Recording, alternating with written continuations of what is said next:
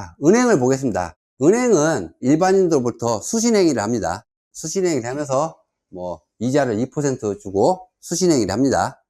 그래갖고 은행은 담보대출 같은 걸 하겠죠. 대출을 하면서 우리가 돈을 빌리는 채무자한테 뭐 금리 4%로 이렇게 빌려줍니다. 그래서 이 예대마진 차이를 수익으로 삼죠.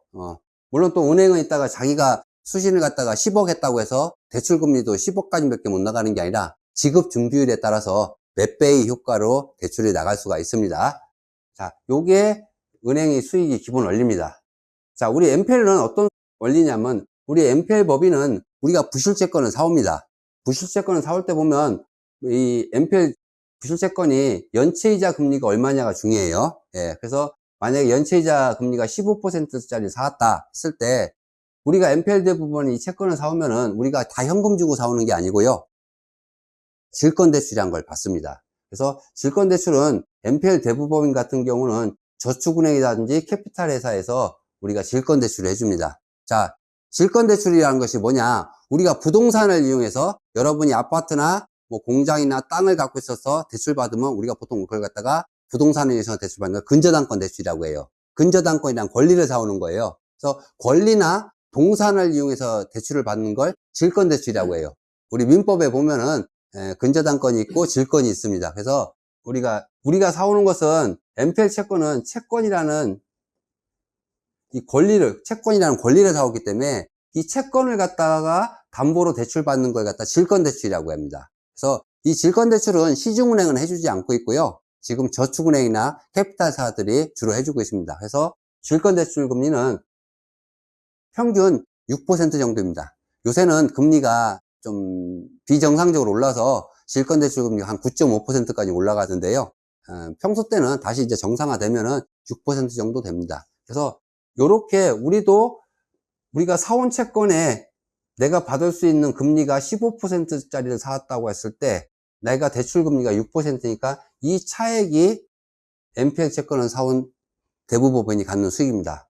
그러면 MPL 대부법인도 이 채권을 사갖고 어떤 식으로 수익을 많이 생기냐면은, 우리가 금융기관들은 예금을 유치합니다. 예금을 유치해서 한국은행에서 지급 준비율을 갖다 10%를 유지하라고 하면 내가 10억을 갖고서도 10배를 굴릴 수가 있어요. 10%만 지급 준비율을 준비하면 되듯이 우리도 이 MPL 채권도 우리가 질권대출이라는 원리를 이용해서 수익을 많이 낼 수가 있습니다. 어떻게 수익을 내는지 한번 볼게요. 배당 투자의 원리를. 자, 여기 대출원금이 4억이고요.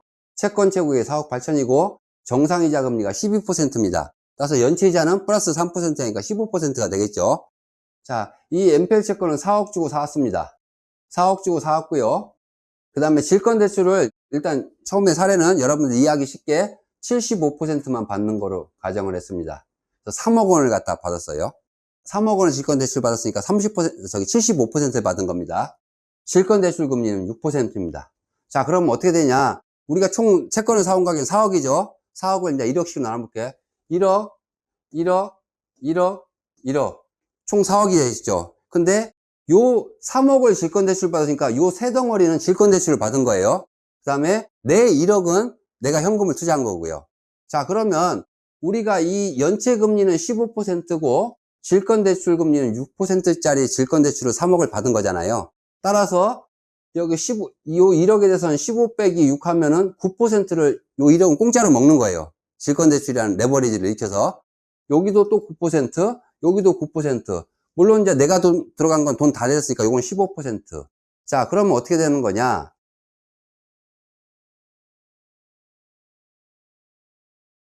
(4억짜리) 채권을 사올 때 내 돈은 1억만 들어간 겁니다.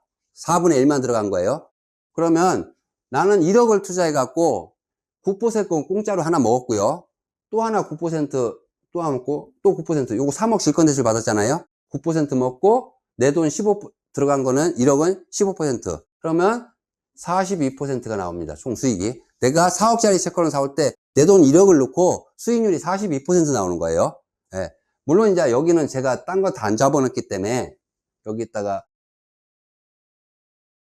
보면은 여기 보면 우리가 이제 질권대출을 미리 내가 이자 같은 거 미리 선납하고 이렇게 해야 되고, 또 근저당권 이전 비용 전부 따지면 여기 42%에서 약 70%, 30% 정도는 비용으로 깨진다고 생각하시고요. 기타 비용으로 깨진다고 생각하고, 실질적으로 수익이 나면 30% 수익이 정도 나옵니다. 이런 거 사오면은. 자, 근데 실제 우리가 이런 채권을 샀을 때 질권대출은 우리가 은행 담보대출보다는 대출이 더 많이 나와요. 보통 배당 채권은 90%까지 나오는 경우가 많습니다. 그래서 90%짜리 채권을 사오면 어떻게 되냐. 자, 제가 4억짜리 채권을 사오는데 90% 질권대출 받으면 내 돈이 4천만 원이면 되죠. 3억 6천은 질권대출이 났다는 얘기입니다. 그러면 아까는 4분의 1을 현금 들어갔는데 이번에 10분의 1만 내 현금이 들어간 거죠. 90%가 났으니까. 그러면은 9%짜리가 이제 90% 받으니까 9덩어리가 나오는 거예요. 하나, 둘, 셋, 넷, 다섯, 여섯, 일곱, 여덟, 아홉. 마지막 10%는 내 돈이 들어가야 되니까 이거 15%. 다 합하면 96%. 그래서 이거의 약 70%가 실질 소득이라고 생각하시면 돼요. 비용 30% 깨지고. 그러면 4억짜리 채권을 사올 때 내 돈 4천만 원을 투자해갖고 4천만 원의 수익률이 몇 %냐? 70%가 나오는 거예요. 그게 이제 레버리지에서 있어 수익을 끌어올리는 겁니다. 따라서 이 NPL 채권 하시는 분들이 가장 희망사항이 뭐냐면은 강남에 아파트들이 대부 채권들이 후순위로 나간 것들이 많은데 되게 안전해요. 왜 안전하냐? 옛날에는 이 LTV가 은행에서 주택담보대출 때 옛날에는 한 70%까지 무조건 다 있었어요. 근데 문재인 정부 들어와서 주택가격 안정화 정책을 추진하면서 40%로 줄였죠. 요새 이제 50%까지 올라갔지만은. 그러니까 40%밖에 안 나가니까 나머지 주택을 살려고 하는 사람들이 돈이 부족하니까 20%나 30%를 대부업체한테 빌렸습니다. 그 대부업체 채권은 아파트 되게 70%까지 60이나 70%밖에 안 나간 채권이기 때문에 구순위 채권을 사면 되게 안전해요. 그래서 그런 채권 10억짜리 하나 사시면은 이 10억짜리 하나 사시면 내 돈 질권대출이 90%니까 내 돈 1억밖에 안 들어가요.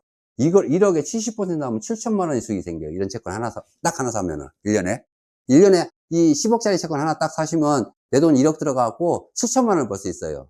그러면 보통 일반 직장인들 1년 연봉이 나와요.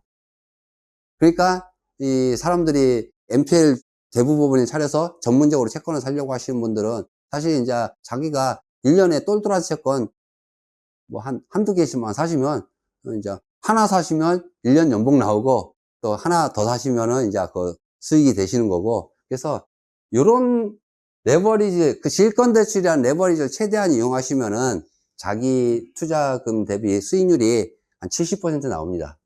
그래서 요런 채권들을 이제 사는 게 목적으로 이제 배당채권을 투자하시는 거죠. 그래서 요게 배당채권이 원리입니다. 기본 원리가. 그래서 배당채권은 내가 사온 채권의 연체유지하고 질권대출 이자라고 이 갭만큼을 먹는 거예요.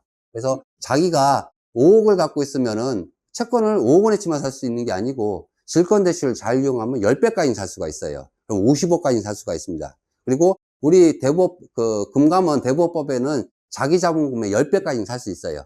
법으로. 그러니까 내가 자본금이 5억이면 50억까지 살 수 있어요. 근데 내가 자본금이 5억인데 60억까지 사면 안 돼요. 그러면 이제 과태료 두드려 맞아요. 그래서, 예, 그렇게 해서 요게 배당투자의 원리라는 것만 기억하시고요. 자, 다음은 이따가 유입투자의 원리에 대해서 설명드리겠습니다.